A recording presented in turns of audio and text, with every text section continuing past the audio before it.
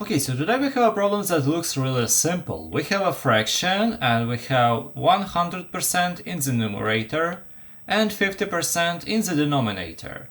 And at the first glance it looks really easy because we just get 2%, we just divide.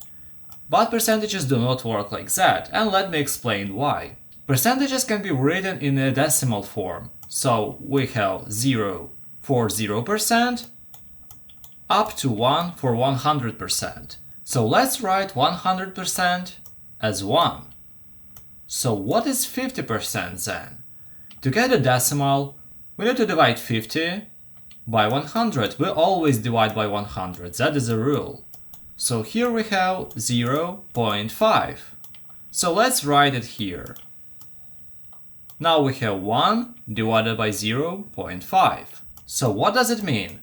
We get 1 divided by half, so we get 2. But as we worked with decimals and not with percentages, we also need to convert that into percentages. So if 1 is 100%, 2 will be 200%. So our initial answer was 100 times off. We can also write it like that.